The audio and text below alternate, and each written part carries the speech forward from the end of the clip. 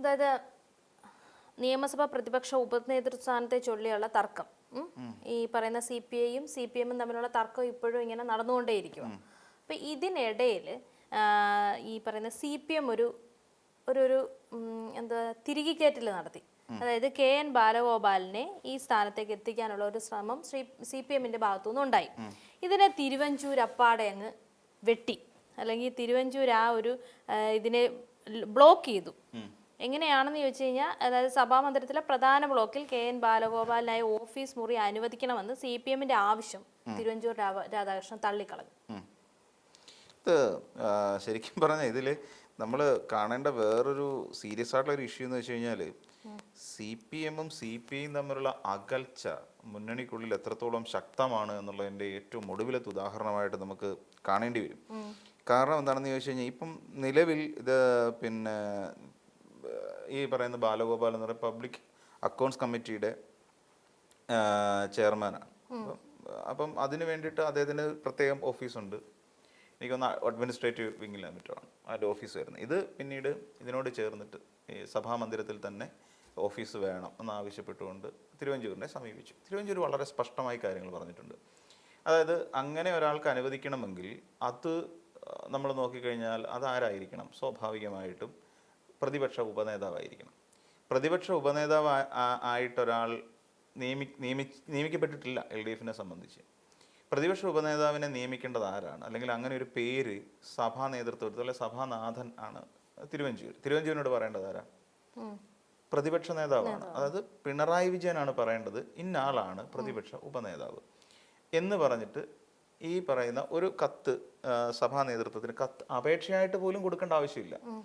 ഇതിനകത്ത് ഇത് പ്രതിപക്ഷ ഉപനേതാവായി ഇന്നാളെ KN ബാലഗോപാലിനെ തെരഞ്ഞെടുത്തിരിക്കുന്നു, അല്ലെങ്കിൽ ഞാൻ നിയമിക്കുന്നു എന്ന് പറഞ്ഞുകൊണ്ട് പിണറായി വിജയൻ എന്ന് പറയുന്ന പ്രതിപക്ഷ നേതാവ് തിരുവഞ്ചൂർ രാധാകൃഷ്ണൻ കത്ത് കൊടുത്താൽ മതി, കഴിഞ്ഞു. അപ്പം അയാൾക്ക് ആ ഉപനേതാവിന് എന്തൊക്കെ കിട്ടണം, ഓഫീസ് റൂം ഉൾപ്പെടെയുള്ള കാര്യങ്ങൾ കിട്ടണമെന്നുണ്ടെങ്കിൽ അത് കൃത്യമായി തിരുവഞ്ചൂർ അനുവദിച്ചു കൊടുക്കും. അതിന് അല്ല എനിക്ക് ഓഫീസ് റൂം വേണമെന്ന് പറയേണ്ട ആവശ്യമില്ല, എനിക്ക് സ്റ്റാഫുകളെ വേണമെന്ന് അങ്ങനെ ഒന്നും ആവശ്യമില്ല.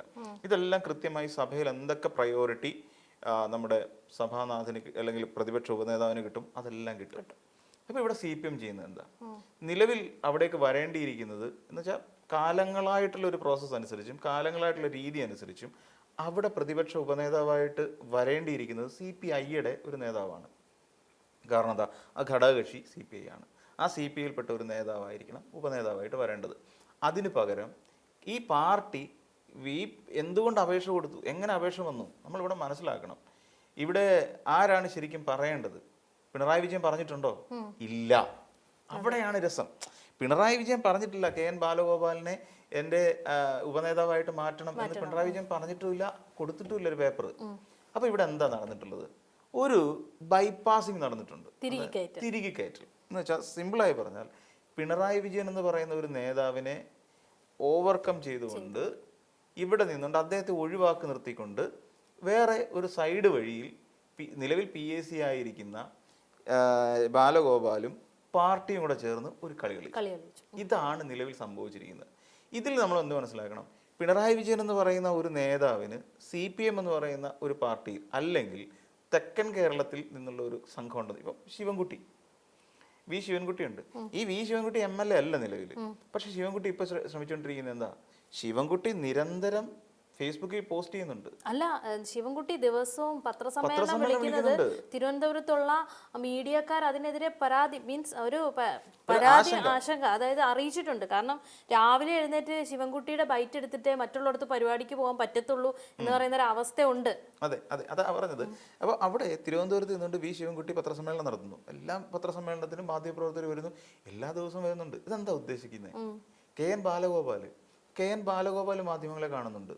ഇവിടെ ഒരു തികഞ്ഞ ഒരു ഇപ്പം VD സതീശൻ പറയുന്ന ഒരു പ്രസ് മീറ്റ് നടത്തി കഴിഞ്ഞാൽ തൊട്ടടുത്ത മൊമെന്റിൽ P രാജീവ് പത്രസമ്മേളനം നടത്തിയിരിക്കും. VD സതീശൻ പറയുന്നതിനെ അപ്പാടെ വെട്ടി തുണ്ടമാക്കി.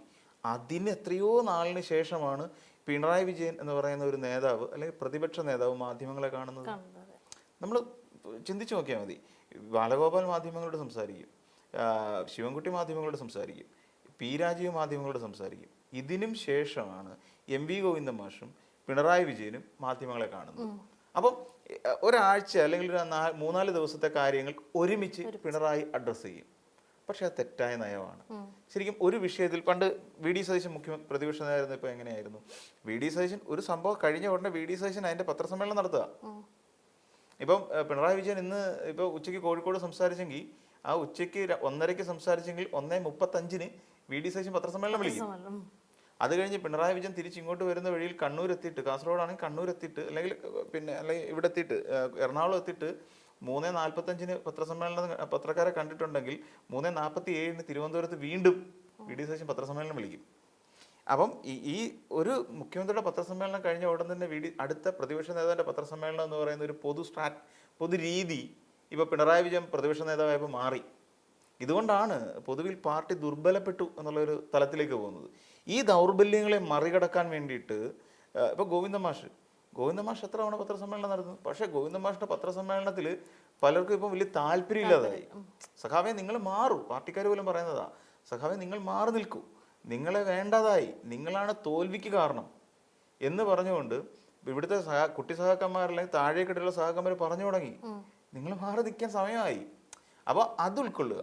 അപ്പോൾ അതുകൊണ്ട് തന്നെയാണ് നമ്മൾ പറയുന്നത്, ഈ പിണറായി വിജയൻ എന്ന് പറയുന്ന ഒരു നേതാവിനെ ബൈപ്പാസ് ചെയ്തുകൊണ്ട് അല്ലെങ്കിൽ അദ്ദേഹത്തെ തള്ളി, അതായത് പ്രതിപക്ഷ നേതാവിനെ തഴഞ്ഞുകൊണ്ട് ഒരു സൈഡിലൂടെ ഒരു ഉപനേതാവ് എന്നുള്ള നിലയിലേക്ക് ബാലഗോപാലിനെ ഉയർത്തുന്നതിന് വേണ്ടിയിട്ട് സ്വയം പാർട്ടി തന്നെ സ്ട്രക്ചർ ചെയ്തു എന്ന് വേണമെങ്കിൽ പറയേണ്ടി വരും. ഇതിൽ മനസ്സിലാക്കേണ്ടത് പിണറായി വിജയനെതിരായിട്ട് പാർട്ടിക്കുള്ളിൽ നിലവിൽ ഔദ്യോഗിക പക്ഷത്തുള്ള ഒരു വിഭാഗം തന്നെ ശക്തമായി എതിർക്കുന്നുണ്ട് എന്നുള്ളതാണ്. പിണറായി വിജയന്റെ പ്രതിപക്ഷ നേതൃസ്ഥാനത്തെ ഇഷ്ടപ്പെടാത്ത നിരവധി ആളുകൾ ഇപ്പോഴും പാർട്ടിക്കുള്ളിലുണ്ട് എന്നുള്ളതിന്റെ അടുത്ത ഉദാഹരണമാണിത്. അപ്പം KN ബാലഗോപാൽ റെസ്പോണ്ട് ചെയ്യുന്നുണ്ട്.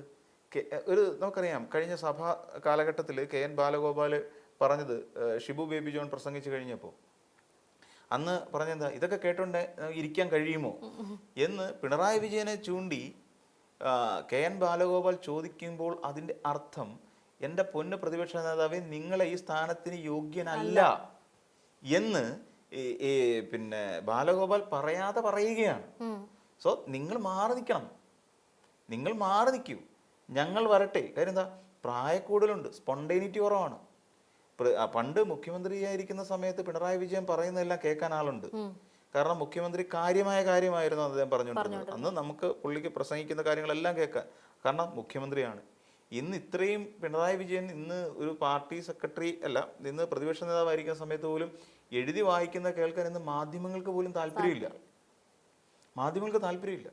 ഇപ്പൊ എത്ര മാധ്യമങ്ങളുണ്ട് ഇന്ന് പ്രതിപക്ഷ നേതാവ് പത്രസമ്മേളനം വിളിക്കുമ്പോൾ ലൈവ് കൊടുക്കുന്നത്? വളരെ കുറച്ച് ആൾക്കാർ മാത്രമാണ് ഇന്ന് അദ്ദേഹത്തിന്റെ മാധ്യമ സമ്മേളനം കൊടുക്കുന്നത്. അപ്പം മാധ്യമ സമ്മേളനം കൊടുക്കുന്നില്ല എന്ന് പറയുന്ന ഒരു കാര്യമുണ്ട് ഇവിടെ. അതോടൊപ്പം ഈ പറയുന്ന ബാലഗോപാലിനെ പോലെയുള്ള സ്പോണ്ടേനിറ്റിയുള്ള നേതാക്കന്മാർ പുറത്തേക്ക് വരുന്ന ഒരു തീരുമാനം ഉണ്ടാകുന്നു. ഇതാണ് ശരിക്കും ഇവിടുത്തെ ഒരു വലിയ പ്രശ്നം. അതായത് പാർട്ടിക്കുള്ളിൽ ഒരു തരത്തിൽ പറഞ്ഞാൽ പാർട്ടിക്കുള്ളിൽ രണ്ട് വശങ്ങൾ ഉണ്ടായിക്കൊണ്ടിരിക്കുന്നു, രണ്ട് തലങ്ങൾ ഉണ്ടായിക്കൊണ്ടിരിക്കുന്ന സാഹചര്യം ഇന്നുണ്ട്.